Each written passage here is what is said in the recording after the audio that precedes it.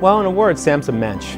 He's one of the kindest, most generous, most philanthropic people I know. He's been a supporter of the Jewish Federation and just about every organization in this community since I've been here. So Sam is a special human being, is a gem. Sam is such a modest man. He does things from his heart, and he really doesn't like, or he would tell you he doesn't need the recognition. He is just the funniest guy. I mean, he's just such a great sense of humor and so much fun to talk to and always happy. Samuel Sam Shapiro was born October 29, 1918, to Meyer and Jenny Shapiro. He was the youngest of 3 children. His sister Ida, 8 years older, and his sister Rosabelle, 4 years older. His parents had immigrated to the United States from Russia and Poland in the late 1800s. His father was a hard-working man who owned and operated a scrap metal business. He spent most of his time working and didn't spend too much time with the family. Sam was a good student and attended grade school at Walnut Street School in Wooster, Ohio. As I look back at it now, it wasn't so modern. It was 3 floors, no elevator, and the teachers were very hands-on. If they saw you needed help or anything like that, they were there for you. Very good disciplinarians. In school, Sam mostly enjoyed mathematics. I think because they were brain games. You had to think and try to figure things out. At that time, television or internet had yet to be invented. Saturday afternoon matinees were the big event of the week. They were double headers. You saw 2 shows with the continuing serials in between. Most of them were cowboy movies that had a very good ending. You didn't want to walk out of the movie sad. Sam's favorite was Tom Mix. I think his horse was named Tony. He was a hero. He stood for everything that was good. At home, they were entertained by Sam's sister playing the piano. The parents wanted me to be a musician and gave me violin lessons. And the way I played the violin, the Board of Health condemned it. Sam attended Wooster High School. In the 1920s, it was a different environment than today's high schools. The classrooms were pretty bare and primitive. The laboratories were very plain and simple. No electronics that you see in schools today. Sam was active in several aspects of life in school. My main extracurricular activity was in speech and debate. I did run cross country in high school also. That was my athletic endeavor. He was focused as a debater. He liked the aspect of the mind games and the challenges debating presented. His debate team excelled. We were national finalists and had won the state tournament. We had a very strong speech program at school, and we would travel to national tournaments by car, 3-4 days on the road in what we would say now is an old sedan. When Sam was a sophomore in high school, the Great Depression was raging. Like many in the nation, Sam's family was impacted by the economic downturn. We were, I would say, then in the have-nots. I never had a bicycle when I was a kid, and I knew my parents couldn't afford things like that, so it didn't bother me. I never really cared to have one. Was I envious of kids who had more and lived in the north end of town, which was the more affluent area? No, it never bothered me. I had a good, caring family and good neighbors, and our peers in the neighborhood were in the same boat that we were in, and figured that's the way it was supposed to be. At that time, they kept abreast of the world events by reading the local newspaper. We had a daily paper, and if some big event happened, they would publish an extra. And the newspaper boys would be going around town yelling extra, extra, so you knew there was some major event. As a young boy, Sam endeavored to bring in income by becoming one of those newsboys. He found it was a competitive business. The kids had pretty well established corners, and you better not mess with that. So I didn't have a very good area in which to sell newspapers, and it was pretty slim pickings. But I did it for some pocket money. Besides selling papers, Sam worked with his father in the scrapyard. I enjoyed working there. I would work there some after school, during the summer, weekends, and he taught me a lot about life's lessons and how to properly and ethically run an organization. Sam's mother was a loving and caring woman. She and Sam shared a special bond. She came here from Russia, Poland. One of the things that she wanted to do was to learn how to read, and I spent a lot of time with her, having her read out of my grade school reading books. Sam graduated from high school in 1936 and entered Western Reserve College on a speech scholarship.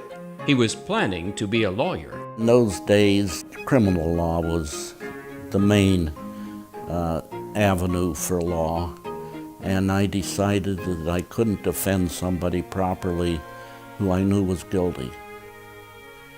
And so I transferred to Ohio State. At Ohio State, Sam turned his focus in an entirely different direction. During the summers when I was in high school, I worked at the Ohio Agricultural Research Center. And during the Depression, I saw that they drove nice cars and were well taken care of, and that made an impression on me. And so I majored in agriculture. While at Ohio State, Sam met a young woman who would capture his heart. Her name was Ellen Levin. She was a high school student. She came visiting there in the sorority, and originally I was fixed up with her for a date on New Year's Eve when I was in college and she was a senior in high school. Ellen lived in Newark, Ohio, a small town about 50 miles east of Columbus. Sam would do his best to make the trip to see her whenever possible. I didn't drive a car, wasn't fortunate enough to have one, would thumb a ride or ride the bus. Sam graduated from Ohio State in 1940 with a B.S. in agriculture. After graduation, he took a position with the Ohio State Agricultural Resource Center. In 1941, his life and the world would suddenly change when on December 7th, the Japanese attacked U.S. Navy bases in Pearl Harbor. Probably could have continued at the research center during the war because some of them were considered necessary, but I felt that wasn't for me, and so I enlisted. Sam chose the Marine Corps and was sent to Parris Island for basic training. After training, Sam entered the artillery unit, which was soon sent overseas. We thought we were going to a cold climate somewhere because they issued us all heavy clothing, and we ended up in the South Pacific. Well, there was a lot of heavy clothing left on the ship, and we combat loaded in Wellington, New Zealand. Sam's unit was a part of the invasion of Guadalcanal. The initial landing was unopposed, thankfully, because the Navy corpsmen wouldn't beach the boats, and we had to wade in water that was practically up to our chin and hold pieces of the artillery cannon over our heads, so we would have been very vulnerable. But with the bombing and the strafing and that, the beaches were unopposed. They waited until later for that act. We were surprised, of course, that the landing was unopposed. and we were set up around Henderson Airfield. We had the job of not only protecting Henderson Airfield, but providing artillery support for the infantry. In Guadalcanal, Sam and much of his unit were struck with the malaria. They were sent to Australia to recover. And put next to a swamp where the mosquitoes were terrible, and they finally realized it was the wrong place for an encampment, so they moved us. And while I was there, the captain called me in and said, Corporal Shapiro, we've been authorized to offer you a field commission, or you can go back to the United States and go to officer school. What's your preference? I said, sir, I prefer to go back to the United States to officer school. He said, why would you want to do that when you become an officer now? I told him, with training, I feel I would be better prepared to serve, and went back to the United States. Sam returned to the United States and graduated from officers training at Quantico, Virginia. Before returning to the war, he and Ellen were married in Columbus, Ohio on September 7, 1944. Soon after his marriage, he shipped out to Guam. As a second lieutenant, Sam found his experience as an enlisted man enhanced his performance as an officer. I think one of the most important things was to respect the enlisted man. After you were one and had their perspective, you knew how they thought and what they wanted, and not to be an overbearing commander. On August 6, 1945, a plane called the Enola Gay, piloted by Colonel Paul Tibbets, dropped an atomic bomb on the city of Hiroshima. 3 days later, on August 9th, a second atomic bomb was dropped on Nagasaki. On August 14, 1945, the Japanese surrendered.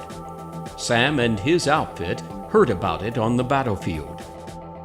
We were combat loaded, and we were to hit Honshu, the island of Honshu in Japan, which would have been a real bloodletting to attack the homeland of Japan.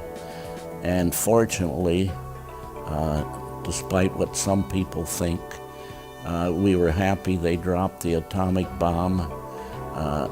Japan surrendered, and he started going home. Upon his return to civilian life and his new wife, Sam found he had an expanded family, as Ellen gave birth to their first son, Stephen, on July 28, 1945. Was actually born before I got back. My wife became pregnant when I finished officer school and married her, after we were married. Make sure you got that. They rented a house in Newark, Ohio. She wanted me to try her father's business. Her father owned 3 neighborhood grocery stores, and I felt sure that wasn't for me. Somebody got a couple bad bananas and brought them back and wanted a refund. I wasn't too good in putting up with that.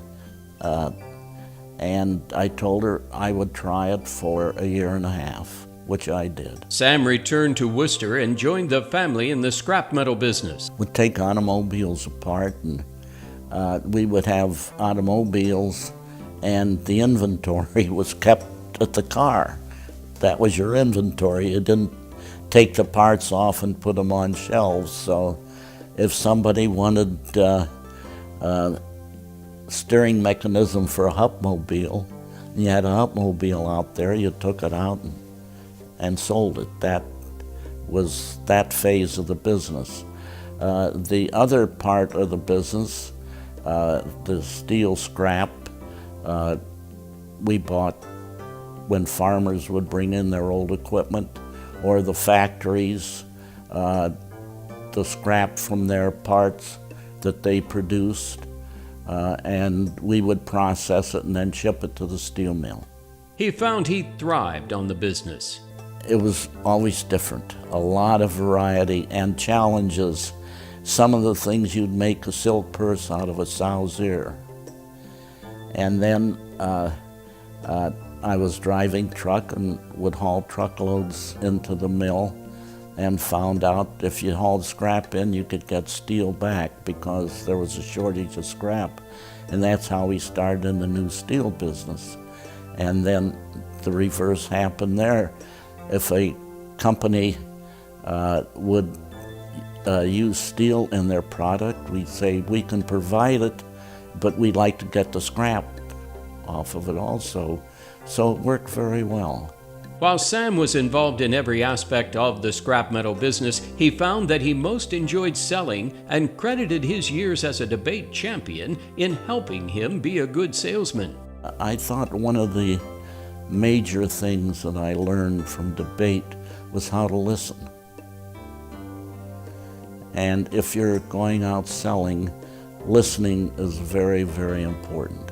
Sam became a partner with his father in Wayne County Iron and Metal, and soon, under Sam's initiative, they expanded their business, opening a warehouse for new steel products. My father really wasn't too interested in expansion. He had his old customers and enjoyed the relationship with them, and was making a nice living. But he really didn't care about expanding, but I think he appreciated what I wanted to do and expand into new steel products and enlarge our scrap business. When I first started with him, we had one truck. And later on we got a magnet crane and other equipment, and he went along with it very well. The business continued to grow. In 1981, the company became Wayne Steel, and in 1985 acquired Summit Steel, and in 1988, Akron Rebar in nearby Akron, Ohio. Under Sam's leadership, the company grew to become a national entity, coming a long way from the 4 employees that worked for the firm when Sam joined it in 1947. When we had Wayne Steel in Worcester, Ohio, which was a steel coil processing company, and we also had a plant in southern Indiana and one in North Carolina. Then we probably had about 250 employees. Sam found the profitable growth rewarding, but remembering his military experience, always strived to develop strong relationships with his employees. Even though the union tried a number of times, they couldn't unionize us because the employees were satisfied with what they had. And I had an open door policy. If they were unhappy or wanted to talk, they could always come in the office. In Ohio, Sam was active in his community, becoming involved with the Chamber of Commerce, the Rotary Club, Boys Village, the school board, and his synagogue. If you achieve success, business success in the community, you owe the community, and you should give back. And that was probably the impelling motive to become involved in some of the civic activities. As he was growing his business, his family grew. In 1952, his second son, Thomas, was born. Sam made a point to spend quality time with the family. We took a lot of family vacations. For about 3 years, we went to a place in northern Michigan, Blaney Park. They had a golf course there, swimming pool for the kids, horseback riding for the kids, and at night you'd go out and watch the bears come to the bear dump. In 1983, a good friend who had moved to Siesta Key invited Sam and his family for a visit. My wife Ellen and I came here and decided it looked like a good place, and we got a realtor, and the realtor told us says, you don't want to be on Siesta Key, go look at Longboat Key, which we did, and bought a place. The family would spend a month out of the year in Sarasota. As his boys grew, they would become a part of his business. In college, this wasn't their direction. They probably had what they thought were higher goals than the steel or the scrap business. But when they returned to it and saw that it was pretty well established and moving along well, they joined maybe in a sales position or being sort of an assistant foreman out in the scrap yard to get their feet wet, and then eventually they operated the company. A few years after the purchase of the condominium on Longboat Key, Ellen was diagnosed with cancer. It was a difficult time for Sam and his family. After the cancer was discovered in her, it seemed like a relative short time. We spent a lot of time up at Mayo Clinic in Rochester, Minnesota, but it didn't prevent the demise.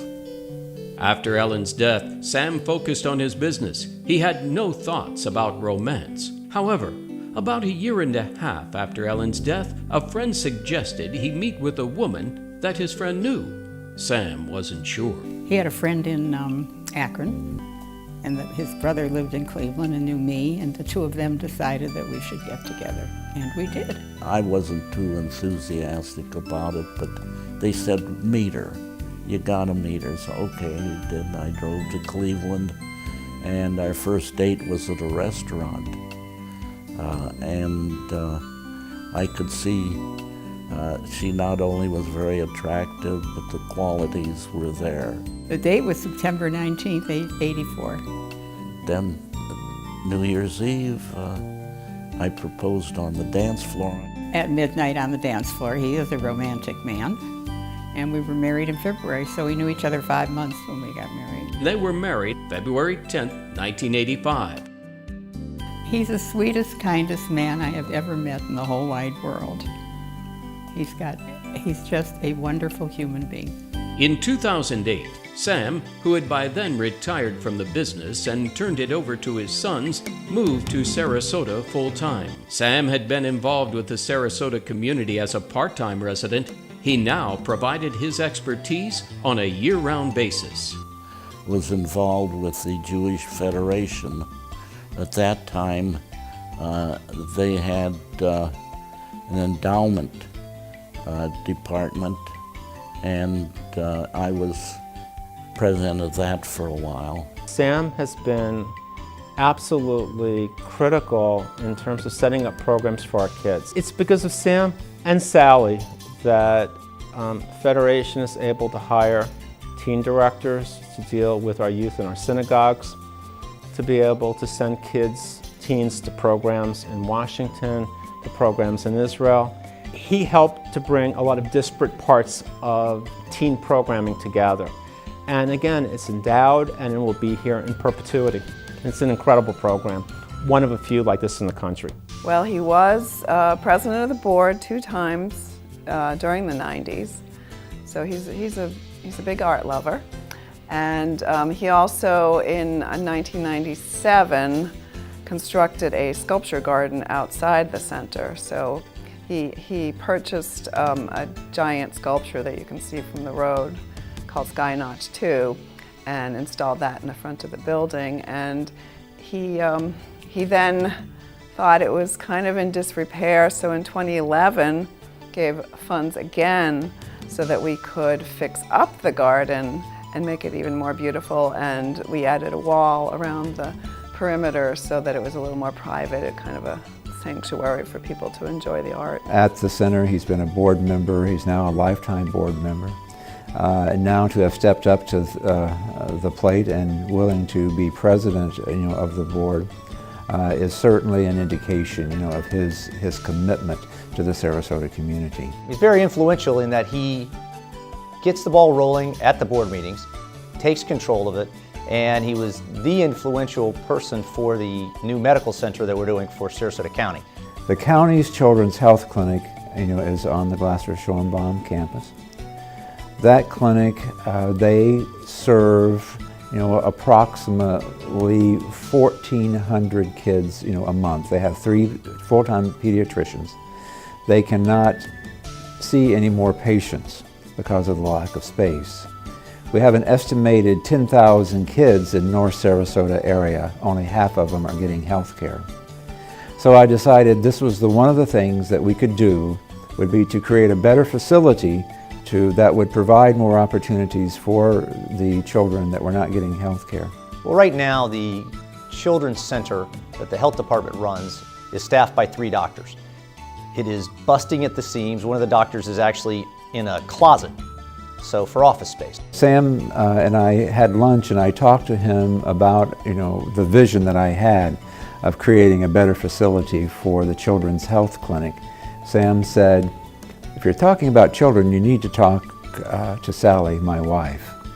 So I said, "When can we have lunch?" Sally, with her great interest in babies and children, suggested that we see what we can do. So putting up a 12,000 square foot building, and there'll be more pediatricians plus other services such as a pharmacy and other help for the needy. The county's new Children's Health Clinic, which is known as the Sally and Sam Children's and Babies Health Clinic, is now under construction. We asked Sam Shapiro his advice for those who follow. I'll give you an illustration. I had a good friend who one day told me that the stock in his company was worth over $250 million. He, to my knowledge, did not give a penny of it to help anybody. And I feel that we must justify our place on earth by, if we have the opportunity and can do it, to help others who are less fortunate. If we've had some success and are enjoying it and are enjoying our life, you just can't stay in that shell and look at people who are needy and don't have that opportunity to enjoy their life. It gives you a great warm feeling when you have done something that you see as helping somebody and helping them to improve their life.